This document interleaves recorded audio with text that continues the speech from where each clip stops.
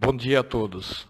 Meu nome é Carlos Margutti e eu sou o diretor comercial da Radicron Analítica Limitada. Nós somos distribuidores da divisão de caracterização de partículas da Oriba no Brasil há aproximadamente 25 anos. Estamos iniciando o webinar Introdução às principais técnicas para caracterização de partículas e suas aplicações. Este webinar será hoje apresentado pelo Dr. Anderson Bonon.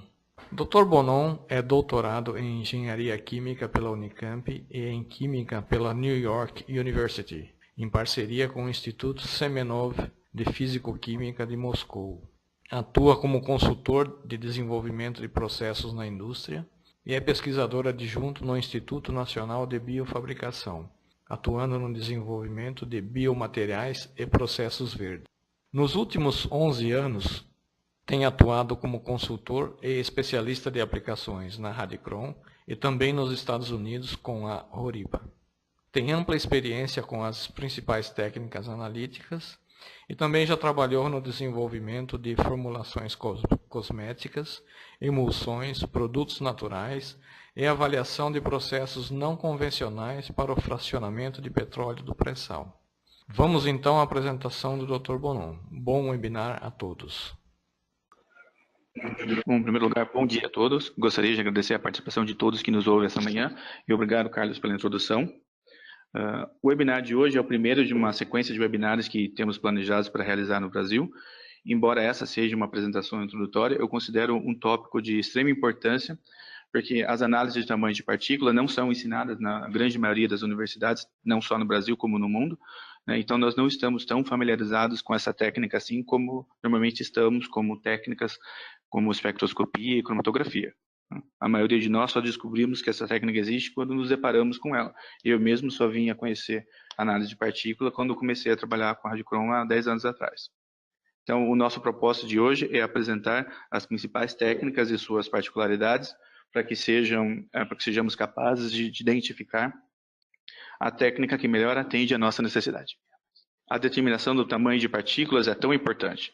Na verdade, não diria só a determinação do tamanho em si, mas a determinação da distribuição de tamanhos de partícula. Um controle pobre na distribuição de tamanho de partículas pode ter como consequência materiais de baixa qualidade, altas taxas de rejeição e perdas econômicas. A análise de tamanho de partícula é muito mais do que uma caracterização da forma de uma partícula, mas sim uma forma de avaliar a funcionalidade e aplicação de um determinado material. Afinal, a distribuição de partículas pode ser responsável por até 80% das propriedades do produto final. O airbag, por exemplo, o que faz o airbag inflar é a decomposição térmica da azida de sódio em nitrogênio. Então, uma resistência elétrica aquece essa azida quando o sensor de impacto é acionado. Então, a velocidade de decomposição da azida é proporcional à área superficial dela. Então, você tem um aumento da área superficial de uma partícula, quanto menor é essa partícula. Então, você precisa ter isso controlado para que o airbag infle rápido o suficiente e proteja o motorista. Então, da mesma forma, isso acontece com os combustíveis de foguete, que são sólidos. Então, é um compósito de perclorato de amônio, que deve ter partículas aí entre 30 microns e 400 microns, e usa como combustível micropartículas de alumínio, que estão entre 2 e 50 microns. Né? E o mesmo ocorre com fogos de artifício, que fazem desenhos nos céus porque possuem partículas diferentes que queimam numa taxa diferente. Então, obviamente, continuando em relação à área superficial, nós temos aí a atuação dos fármacos. Então, fármacos que possuem tamanhos de partículas muito grandes, eles vão demorar para ter efeito desejado, ou às vezes não vão nem chegar a ter esse efeito, e partículas pequenas demais vão ser absorvidas pelo organismo muito rápido, dependendo do caso, podendo até dar uma sobredose, né? O objetivo de controlar a distribuição é essencial não só para a aplicação do material, mas também para o seu processamento. Um baixo controle leva a grandes perdas na hora da compactação do comprimido, o que acaba esfarelando ao invés de compactar. Então, aqui nós temos alguns efeitos ligados diretamente com o tamanho de partícula. Algumas delas são óbvias, outras nem tanto. Então, é importante que um formulador formule seu material com vários tamanhos diferentes de partículas dos componentes e avalie qual é o efeito verificado nessas distribuições diferentes. Então, aqui, por exemplo, a homogeneidade de uma mistura aumenta com a diminuição de tamanho de partículas, né, o que acaba aumentando a resistência do material e, por consequência, diminuindo o seu comportamento elástico. Um efeito notório que se observa com a diminuição do tamanho de partícula é o aumento do brilho e, consequentemente, a diminuição da sua opacidade. E em relação a isso, um exemplo muito legal do controle não só do tamanho, mas da faixa de distribuição, são as tintas. Como podemos ver nesse gráfico, existe uma relação linear com o poder de cobertura de uma tinta em função à fração das partículas menores que 0,3 microns. Isso porque os espaços entre as partículas são maiores, então permite que a gente veja o que está atrás dessas partículas, né? Então, quando nós temos partículas maiores, o interstício dessas partículas são menores e ela acaba cobrindo mais a superfície de baixo, né? No entanto, como nós já vimos, partículas muito pequenas, elas espalham mais a luz, então elas tendem a brilhar muito. Então, é necessário adicionar uma quantidade de um outro material, ou do mesmo material com partículas maiores, para controlar o brilho da tinta, né?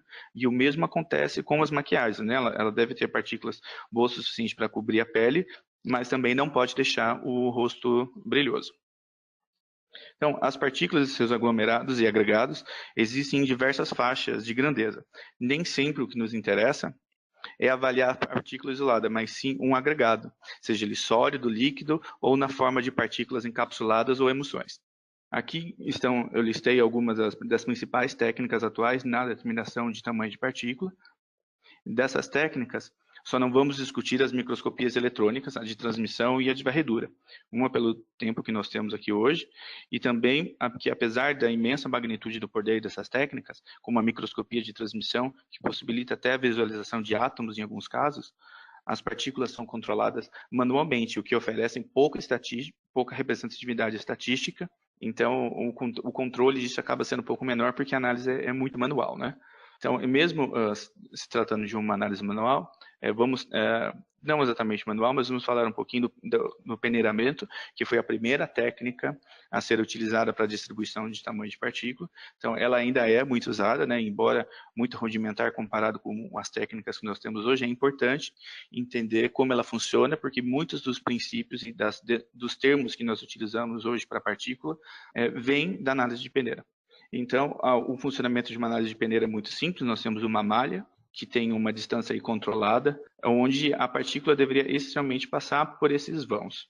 Então, isso funciona bem para uma maioria dos casos, mas partículas onde elas não são esféricas, né, que elas são como discos ou são como lentilhas ou como agulhas, o que elas acabam fazendo, a força mecânica acaba fazendo com que elas passem pela diagonal, então você acaba tendo uma distorção dos resultados em função de tamanhos menores de partícula, né, o que não é a realidade. Numa análise de peneira, uma quantidade de amostra pesada é colocada na peneira superior e após o término do peneiramento, o conteúdo de cada uma das peneiras é pesado e a porcentagem de cada classe é calculada em função da massa inicial.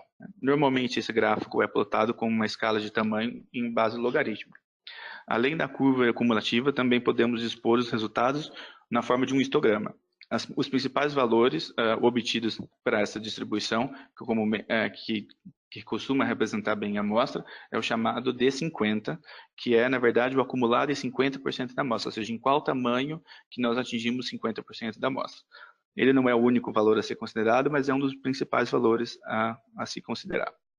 Porque, estatisticamente, o D50 representa, né, o valor mediano, ou seja, qual é a faixa de tamanho que está mais abundante em uma amostra. Como uma análise geral em relação ao peneiramento, então ela possui um baixo custo, é fácil de ser utilizada, é robusta, no entanto ela possui um longo tempo de análise, que esse tempo acaba sendo incrementado pela limpeza dessas peneiras, principalmente quando se tem malhas muito finas, que são inclusive muito caras e dão muito trabalho para limpar, né? E a quantidade de amostra é um outro fator limitante.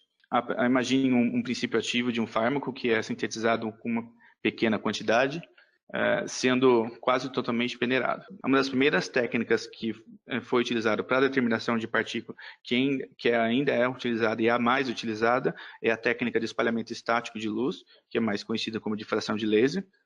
Então, é uma técnica muito reprodutível, que apresenta uma grande faixa de aplicação, lendo aí de 10 nanos até 5 milímetros em uma leitura, e ela permite leituras de todos os tipos de amostra. Então, nessa técnica, um feixe de laser atinge uma partícula, a qual difrata parte desse laser que incide sobre ela, e a análise dos ângulos de difração levam à obtenção de um padrão de difração que é único para cada partícula. Então, aqui vamos discutir um pouquinho da teoria disso. Então, esse padrão de difração da amostra é comparado com um banco de dados que tem no software, que identifica o tamanho das partículas de amostra. Então, esses padrões são modelos matemáticos que assumem que as partículas são esféricas, o que a princípio pode parecer estranho, pois sabemos que a grande maioria das amostras não são. Mas como nós lemos a partícula fica em refluxo, né? E nós lemos elas em todas as projeções, então, estatisticamente, a gente consegue chegar num volume chamado volume da esfera equivalente, que funciona bem para a grande maioria das partículas. O único caso em que essa técnica não tem sucesso de aplicação é no caso de partículas onde uma das dimensões delas é muito discrepante, como partículas no formato de agulha ou chamadas partículas alongadas. Uma outra consideração que deve ser feita é em relação a qual a idade do equipamento e qual a configuração do equipamento utilizado. Então, equipamentos de laser, difração de laser mais antigos, eles deconvolucionam os dados usando uma aproximação de Fraunhofer, que acaba limitando aí o uso do equipamento a em torno de 40 a 50 microns, né?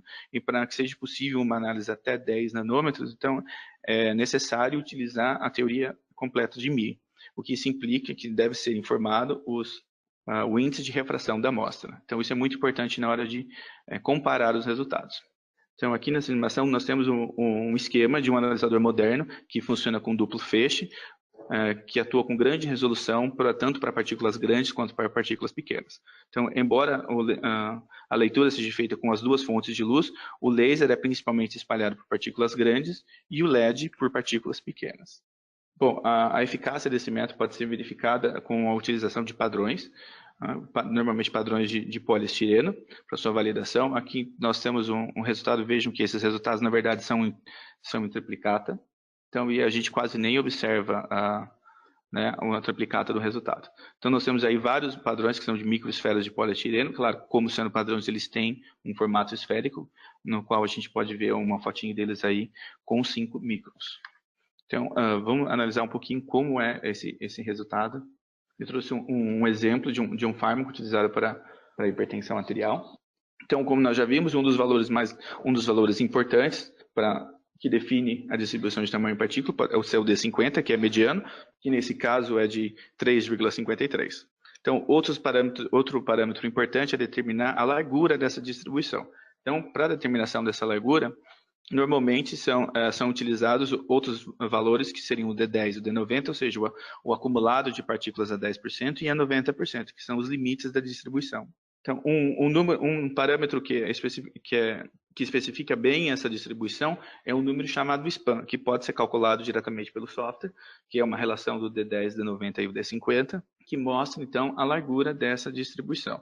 Mas dificilmente a gente encontra esses parâmetros aí nas especificações de fornecedores, na grande maioria dos casos, porque eles acabam desconhecendo mesmo a existência desse número. Outras formas que a gente pode determinar parâmetros de especificação para um controle de qualidade é estabelecer faixas de aceitabilidade, tanto para o D50, não só para o D50, mas também para o D10 e o D90. Mas isso normalmente não é o mais encontrado. O que nós encontramos mais nos laboratórios por aí é uma faixa de especificação para o D50 e um limite mínimo ou superior para o D10 e o D90, respectivamente. Então, bom, vários exemplos que nós vamos discutir aqui, eu não vou entrar em detalhes em todos eles, mas todas as técnicas que nós vamos avaliar, todas elas possuem essa estatística. Nós só, para aproveitar o nosso tempo aqui, nós não vamos discutir esses pontos em todos os resultados. Então, aqui nós temos uma avaliação de um catalisador utilizado para epoxidação. Então, inicialmente ele tinha aí 113 microns e ele foi recuperado e encontrado aí uma distribuição dele de 6 microns, ou seja, ele se fragmentou muito durante o processo reacional, né? Embaixo nós temos aqui amostras de microscopia eletrônica que mostram as partículas não são esféricas, mas mesmo assim elas têm resultados equivalentes aos encontrados na difração de laser. Então, um outro exemplo bacana para a gente avaliar são argilas, ou montemurulonitas. Nós temos aqui uma argila natural, ou seja, ela simplesmente foi coletada, talvez ela não tenha sido nem peneirada, por isso nós temos aí o que chamamos de uma distribuição bimodal de partículas, ou seja, eu tenho duas grandes populações que representam a minha amostra, não é somente uma distribuição, né? Não é só um pico. Então aqui, nesse caso, nós temos uma distribuição com 11,2 microns e uma outra mediana de 63,3. Então o software permite que a gente analise elas separadas, inclusive dá o que é chamado aqui de aspect ratio, que é a razão entre esses picos, que é de 1 para quase 6 do outro tamanho. Então nós temos esse material, que uma outra argila do mesmo fornecedor, que é vendida como uma argila tratada. Então nós vemos que ela tem uma distribuição aí de 11,5, que provavelmente é essa argila natural que foi peneirada para separar as partículas maiores. Então aqui nós vemos uma outra dispersão. Para um negro de fumo. Essa análise, na verdade, ela tem um propósito interessante. Certamente, um fabricante de negro de fumo ele vai monitorar esse tamanho de partícula, mas essa análise em específica é feita por um fabricante de moinhos. Então, ele usa o negro de fumo como um material padrão para testar a performance e a eficácia do seu moinho. Então, para saber quando que ele precisa trocar os componentes do moinho e também, com certeza, demonstrar a eficácia do seu produto para os seus clientes. Todos os resultados que nós vimos até agora foram feitos com uma célula que a gente chama célula úmida ou célula de fluxo, mas, como eu disse, o laser permite com que a gente analise a amostra em todo qualquer tipo de amostra, né, no seu estado. Então, nós temos células diferentes, nós vamos discutir um pouquinho cada uma delas e ver um exemplo de aplicação. Então, a primeira que nós vamos avaliar é a célula seca. Essa célula, como o próprio nome diz, ela não possui um meio de dispersão. O meio de dispersão é o ar. Então, um alimentador vibracional vibra e derruba a amostra dentro do cone de amostragem desse acessório, e um jato de ar pressurizado dispersa as partículas que é com a ajuda de lâminas de metal. Então essas partículas caem na frente do laser e elas são lidas normalmente da mesma forma que na célula úmida. Então aqui eu coloquei um exemplo para a gente de uma farinha de trigo que tem aí uma mediana de 63 microns, e do lado eu coloquei uma tabela da STM, que é uma das formas que você pode expor o resultado também. Mesmo o laser não sendo a técnica preferencial para se comparar com a peneiras, é possível demonstrar esse resultado em função dos meshes. Um outro exemplo aqui, nós temos uma análise de fármaco, provavelmente um fármaco já no seu estado final, antes de ser compactado. Nós temos aí uma distribuição em torno de 10 microns, que provavelmente deve ser relativo ao princípio ativo do medicamento, e uma grande população aí, em torno de 650 microns, que com certeza deve ser os recipientes desse medicamento. Então, a priori, uma dispersão de amostra pode ser realizada em qualquer meio. Então, desde que a amostra não dissolva nesse meio, né, e ele forme uma dispersão estável. Então, a configuração da célula de fluxo, quando você compra a célula de fluxo padrão, ela normalmente vem própria para você utilizar com água, etanol ou isopropanol. Então, para outros dispersantes, como o tolueno, por exemplo, é necessário requisitar uma versão especial que seja resistente a solventes. Então, mesmo existindo essa possibilidade, existe um inconveniente de utilizar uma grande quantidade de solventes que normalmente são tóxicos, e além, é claro, de existir um inconveniente do preço, né? Afinal, na célula de fluxo, normalmente se utiliza em torno de 250 ml no meio de dispersão. Então, para isso, existe a opção da célula de fração, que é utilizada como uma cubeta, onde ela é preenchida com o meio dispersante, e depois, com a amostra e a agitação é feita através de uma barrinha magnética que está presente dentro da sala. Então, aqui nós temos um exemplo de resultado, um outro fármaco, que está em desenvolvimento. Então, a gente vê aí que tem uma outra distribuição bimodal. Não sei se isso é pretendido pelo fabricante ou não. Então, nós temos aí uma distribuição em torno de 330 nanos e 1,61 microns. Então, a gente vê aqui que é possível ter um resultado geral, né, onde tudo é tratado como uma única distribuição, ou podemos tratar as populações diferentemente e analisando a razão entre a proporção desses picos.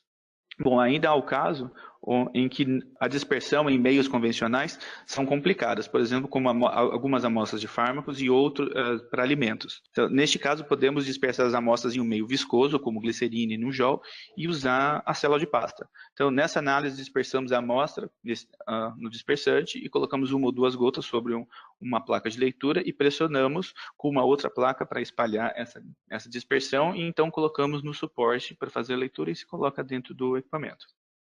Aqui nós temos uma análise de uma amostra de chocolate em nujol, aí com um diâmetro em torno de 8,94 microns. Você vê que ela apresenta uma boa distribuição. A análise a gente não percebe que não é na célula de fluxo. E um outro exemplo aqui é uma emulsão de pectina, que também é utilizada na indústria alimentícia. Nós vemos aí, ela tem acho que são 9 análises que estão em replicata aí, com uma mediana de 424 nanômetros, dispersada em óleo de soja. Então, é um acessório bem bacana, e tanto o acessório quanto todos os outros acessórios de leitura é possível e necessário com que faça a validação desse equipamento. Então, utilizando aqueles mesmos padrões que eu mostrei anteriormente. Então, aqui no gráfico de cima, nós vemos uma triplicata da qualificação de uma célula de pasta, onde nós temos aí, então, os 5 padrões utilizados para validação.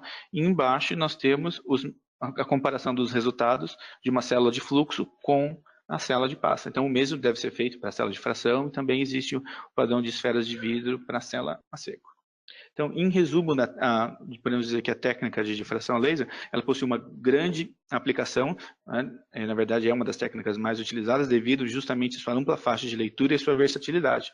Infelizmente, as suas maiores limitações são em relação às partículas alongadas, que é uma deficiência da técnica em si, independente de qual é o fabricante do equipamento, né? E ela não realiza análise de formato. Então, em relação à análise de formato, chegamos aí à análise dinâmica de imagens. Então, a análise, que é chamada de análise dinâmica digital, é uma técnica relativamente nova, mas que vem ganhando muito destaque por sua simplicidade, precisão e aplicações únicas. Então, assim como a difração de laser, essa técnica possui acessórios tanto para leitura seca quanto para leitura via úmida, mas mais acessórios para leitura via seca, que é onde se concentram a maioria das aplicações dessa técnica. O princípio dela é muito simples, onde a amostra é vibracionada, então até a zona onde ela é fotografada. Então, ela é fotografada por 2 câmeras, uma chamada câmera de base e uma outra de câmera de zoom, que atira fotos com uma razão de 30 quadros por segundo para pegar melhores partículas pequenas. Então, como nós temos uma foto das partículas, então todos os recursos disponíveis nas análises de microscopia estão disponíveis para essa análise. Então, essa partícula, por exemplo, nós podemos não simplesmente analisar o volume da esfera dela, que seria a área aqui comparado ao resultado que temos com a difração de laser, mas podemos analisar a largura, a projeção da superfície, o comprimento dela, além de outras medidas que não são tão convencionais, por exemplo, como o aspecto dela, né, a razão entre a largura e o comprimento, a esfericidade, a simetria, a convexidade e muitos outros parâmetros que podem ser setados no momento da análise para melhor dispor o resultado depois. Então, nesse gráfico, por exemplo, nós temos 3 resultados que, na verdade, são obtidos da mesma amostra, só que nós estamos relacionando medidas diferentes, né? Então, uma mede o comprimento, outra a área e outra o comprimento. Então, é importante, algo muito importante para fazer com as análises de imagem, na verdade, é a tomada de decisão em qual desses parâmetros devem ser utilizados para a sua amostra, né? Então, analisar qual é o parâmetro que representa melhor aquilo que você quer medir na sua amostra. Aqui, por exemplo, nós temos aqui uma análise onde nós temos uma fotinho aqui com 2 partículas. Então, elas têm diâmetros parecidos, mas tem esse valor de BL, que é o aspecto dessa partícula, ou seja, que quanto esférico é essa partícula, a gente vê que eles são muito diferentes, porque claramente uma partícula é esférica e a outra não é. Então, quando analisamos uma amostra que possui essa diversidade de população, nós não temos simplesmente o resultado da dispersão do total, mas podemos separar a dispersão para uma partícula que seja mais esférica e uma que seja menos esférica. E com isso setar o algoritmo do método para que dê a porcentagem deles para a gente. Então imagine que essa amostra seja uma amostra de esferas de vidro, de um fabricante de esferas de vidro, que eu espero que não, né? Porque aí, pelo que nós vemos, 32% da amostra dele apenas está inteira. Então, Esses outros 67 seriam partículas que não estão esféricas, ou seja, elas estão quebradas. Então, um exemplo oposto dessa classificação seria o arroz, por exemplo, onde, na verdade, as partículas, quando estão inteiras, elas estão longe de um formato de uma esfera. Então, na verdade, partículas de arroz que têm um formato mais arredondado são partículas quebradas. Um outro exemplo bom é um catalisador, um tipo de catalisador que é extrudado. Então, nós temos aqui na leitura azul medidas que são relacionadas à largura dela. Então, claro, como ela passa rotacionando na frente da câmera, nós temos aí como se tivessem duas populações de tamanho, que seria mais ou menos o que seria observado no laser para esse tipo de partícula. E, na verdade, o que interessa mais para esse tipo de partícula, como é uma partícula extrudada, não é o diâmetro dela, né? E sim o comprimento. Então, podemos setar o método para ler o comprimento, e é essa curva que visualizamos aqui em vermelho. Então, essa separação de amostras é um dos grandes potenciais dessa técnica. E uma outra aplicação que é muito bacana, por exemplo, nós já comentamos na relação de arroz, mas é a correlação que a imagem de análise pode ter com a peneira.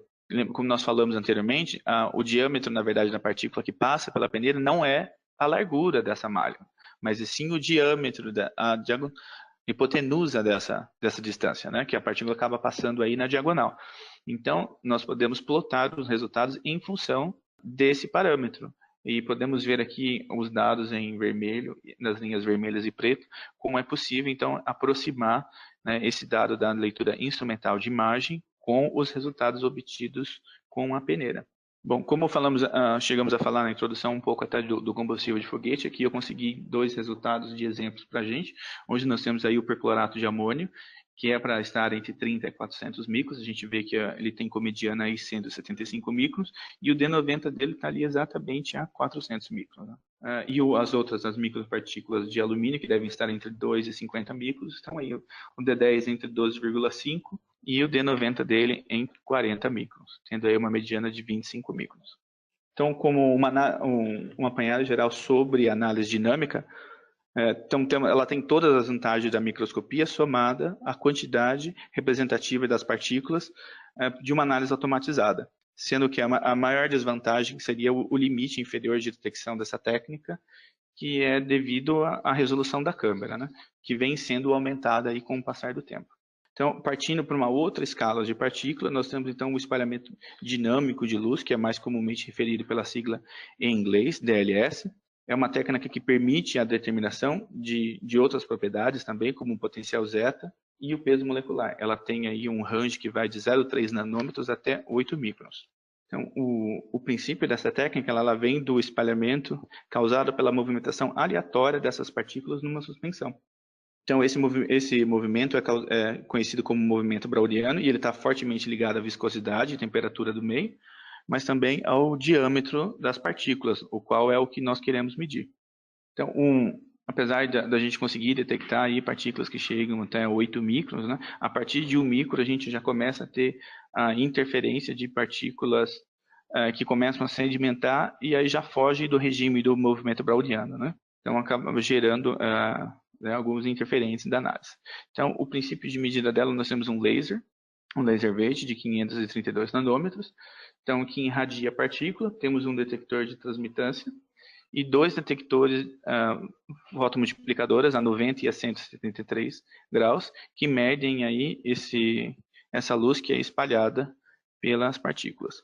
Então, aqui não se preocupe, não vamos entrar em muito detalhe da matemática envolvida, porque o software faz isso para a gente, mas é importante saber, então, que o que é lido é esse interferograma, que então é transformado numa função de autocorrelação, que gera o gama, e então, aplicando a equação de Stokes-Einstein, nós chegamos no cálculo do diâmetro hidrodinâmico da partícula, né, que seria uma partícula que se comporta como a partícula da sua amostra nesse movimento browniano.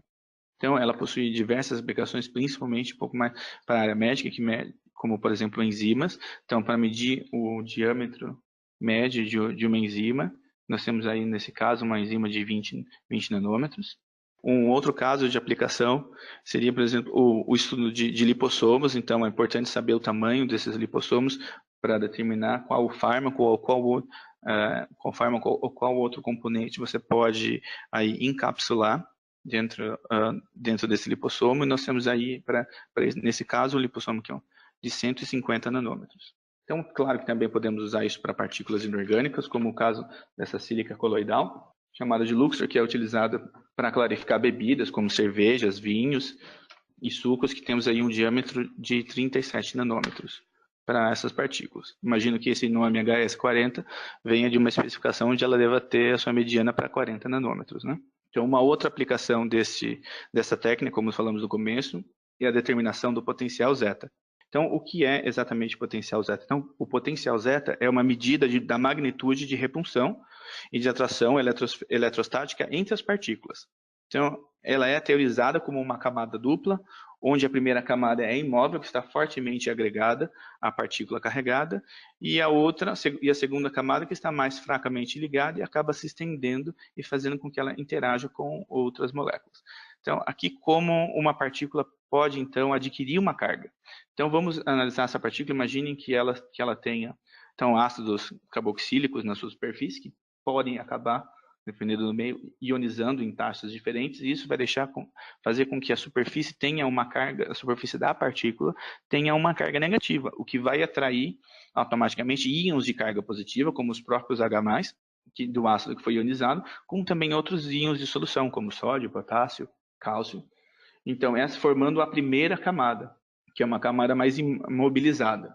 Então, nisso temos uma segunda camada, que é mais volátil, né, se pode dizer assim, que são pelos contraíons da solução, como nitrato, cloreto, sulfato. E essa camada pode se estender por raios diferentes, dependendo da carga que se tem na partícula em si. Então, essa seria o efeito, né, do potencial zeta, que quanto maior essa carga aplicada nas partículas, maior é a repulsão que elas sofrem entre si. E o que isso infere para um material? Né? Obviamente, se elas têm uma força menor, elas vão estar mais próximas, elas vão tender a se agregar e a aglomerar mais e vão acabar sedimentando. Ao passo que se você tem partículas que têm uma alta carga superficial, um alto potencial zeta, elas vão tender a estar mais distantes umas das outras e você vai conseguir obter uma dispersão melhor e ela não vai flocular, a não ser que este seja o seu caso. Então, a forma como ela é medida, então ela é medida no mesmo instrumento, mas utilizando componentes diferentes. Então, um feixe de referência é gerado a partir do laser de leitura, e a luz espalhada é lida por um outro detector, no qual se junta com um feixe de referência, além do detector da transmitância, para quantificar, então, esse potencial. E nessa célula existe um eletrodo, onde é aplicado uma tensão que faz com que esses íons se movimentem aí de acordo com a carga que as partículas têm e os eletrodos. Então, como nós lemos os dois feixes ao mesmo tempo, porque a diferença entre eles seria muito pequena para ser detectada, quando eles são lidos ao mesmo tempo, então existe aí as interações harmônicas, destrutivas e construtivas que fazem com que essa oscilação seja mais factível de ser detectada. Então, a partir disso, nós determinamos, né, o deslocamento de frequência, que seria variado do efeito Doppler, e aplicamos no modelo de Swamlowski e chegamos no potencial zeta do material. Lembrando que esse potencial ele é único não só para a partícula, mas também para o meio onde ele está. Então, é importante fazer a determinação dela no meio onde aquela partícula vai ser utilizada. Então, aqui eu coloquei alguns gráficos de uma avaliação de uma suspensão. Então, lembrando, quanto menor esse potencial, menor essa repulsão entre as partículas, então elas vão tender a agregar mais, e normalmente ela é testada em função do pH. Então, testada com vários pHs para se achar o ponto isoelétrico. Então, esse ponto isoelétrico seria onde a partícula apresentaria a carga neutra, e que para a grande maioria das aplicações, você determina esse ponto justamente para evitá-lo, para saber qual faixa de pH evitar para que as partículas não agreguem, a não ser que você esteja procurando um meio floculante. Então, aí você vai procurar realmente usar o ponto isoelétrico para que as suas partículas se agreguem e floculem. Eu deixei aqui uma tabelinha com alguns valores de potencial zeta para estabilidade de emulsão, água e óleo, estruturas poliméricas, óxidos metálicos. A gente vê que requer bastante carga na superfície para serem estabilizadas. Então, aqui eu coloquei, eu achei um outro artigo muito interessante, mostrando então, um revestimento de partículas de titânio, que ao início possuem uma carga de mais 38 milivolts, como potencial zeta, então ela é recobrida com diversas quantidades de sílica, que possui uma carga superficial de menos 42. Então, esses materiais foram sintetizados a fim de alterar esse potencial zeta para evitar, na verdade, que esses materiais reajam e sofram reações de oxidação no meio. E é claro, a gente pode ver aqui, olha, que ao mesmo tempo ele determinou o tamanho de partículas também com a mesma técnica. E a partícula que tinha inicialmente 53 nanos, obviamente, conforme você foi recobrindo ela, ela subiu para 110 e chegando até quase 600 nanômetros pelo recobrimento da partícula. A gente vê que nas fotos de microscopia temos resultados da microscopia parecidos com o que se obteve com o laser. Então, isso, na verdade, para muitas das aplicações, às vezes a gente acaba utilizando sempre, sim, ou a microscopia de varredura ou a de transmissão, para acabar comparando esses resultados, já que nas microscopias eletrônicas a gente não tem uma estatística tão boa. Então, uma outra propriedade desse equipamento, uma capacidade, seria então, a determinação do peso molecular, onde a gente faz soluções com concentrações diferentes de um mesmo material, para montar como se fosse uma curva de equilibração, mas isso se faz no próprio software. Então, você faz a leitura da sua amostra, e no caso aqui nós temos uma amostra de poliestireno, que tem aí uma massa molecular de 105 kilodaltons. Então, o espalhamento dinâmico é uma excelente técnica para a determinação então, de nanopartículas. Né? Muitas amostras requerem, sim, um bom preparo dela. Então, mais uma vez que a metodologia esteja bem estabelecida, você consegue até rodá-la como análise de rotina para controle de qualidade. Ela possui, né, além da possibilidade da determinação de potencial zeta e de peso molecular. Então, ela tem mais voltada exatamente para nanopartículas em função do que a gente comentou lá do limite de 1 micron que as partículas começam a sedimentar. Uma das técnicas mais recentes que a gente tem agora no mercado é essa técnica que é chamada de análise de rastreamento de partículas. Então, ela já está no mercado já tem alguns anos, mas o desenvolvimento dela está sendo muito pesado em relação principalmente às aplicações dessa técnica, que nem foram vislumbradas, na verdade, no começo. Então, ela tem uma faixa de aplicação de 10 nano a 15 microns, então é uma faixa aparentemente restrita, mas essa técnica tem uma extrema aplicação. Então, ela acabou misturando aí até por isso eu deixei por último, algumas das técnicas que nós vimos até aqui. Então, ela se baseia no mesmo princípio do DLS, ela mede o movimento browniano das partículas. Então, você tem aí um feixe de laser, que é irradiado em uma partícula, e ela espalha essa luz. Então, só que em vez de ser detectada por uma fotomultiplicadora ou um detetor de transmitância, é uma câmera fotográfica. Então, é como se fosse uma mistura do espalhamento dinâmico com análise de imagens. Mas, infelizmente, ela não nos dá informação da partícula em relação ao formato.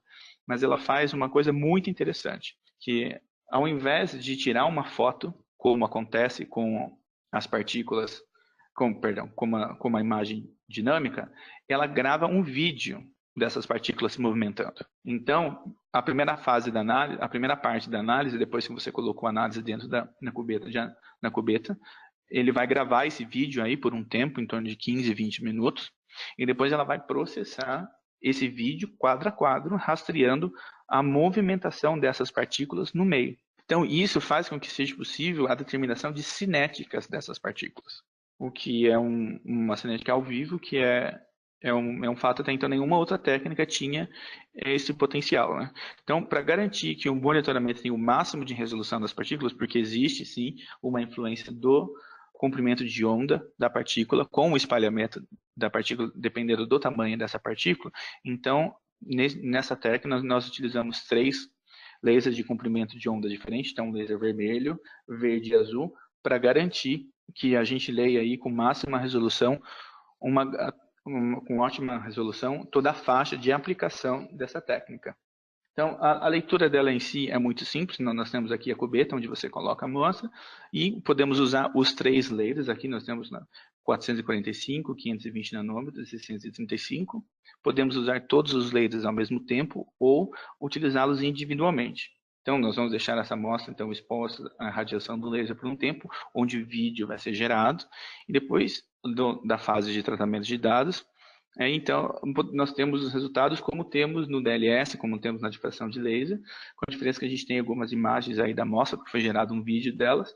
Então, nós vemos aqui uma distribuição gigante aqui, né, para teste, onde nós temos partícula aqui de 800 nanômetros até 240 nanômetros e também aqui 50 nanômetros. Então, apesar dela parecer que que esse vídeo parece não ser muito nítido, essa é a imagem que nós vemos, mas a imagem que o software trata é uma imagem em preto e branco, então ela fica bem mais nítida, e nós temos aí os resultados dispostos da mesma forma que em outras técnicas. Podemos calcular o D50, o D10, o D90, e tudo aquilo que a gente já discutiu para outras técnicas. Mas, fugindo então um pouquinho de tudo que a gente viu, que fazemos com outras técnicas, é possível se fazer com essa técnica, mas o grande pulo do gato dessa técnica está essencialmente em aplicações diversificadas. Então, além das análises de determinação de tamanho de partícula, nós podemos fazer testes, por exemplo, para estudos de cristalização de proteínas.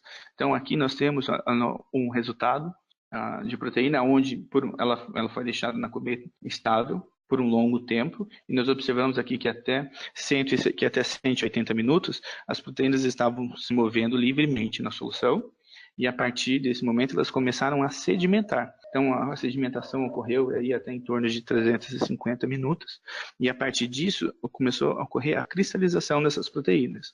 Então essa cristalização foi deixada acontecer, e em 430 minutos então foi adicionado uma solução de tampão de fosfato para parar o crescimento desses cristais, e a partir daí então começou a se estudar a dissolução dessa amostra.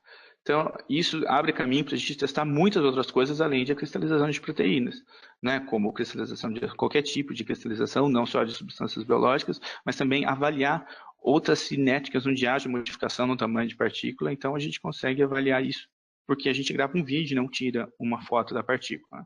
Então, uma outra possibilidade fantástica desse equipamento é a utilização de filtros. Então, existem dois tipos de filtro, os filtros que a gente chama de long pass, ou seja, aqui eu tenho 3 exemplos de filtro long pass, que ele bloqueia a luz para um comprimento de onda menor do que o estabelecido. Então nós temos aqui, por exemplo, o primeiro filtro, que é de 450 nanômetros, então ele deixa toda a luz maior que 450 nanômetros passar, e a mesma coisa ocorre com o filtro para 550 e 650. Esses filtros são filtros comerciais, tá? Existe uma grande variedade, você pode escolher esse filtro de acordo com a sua aplicação.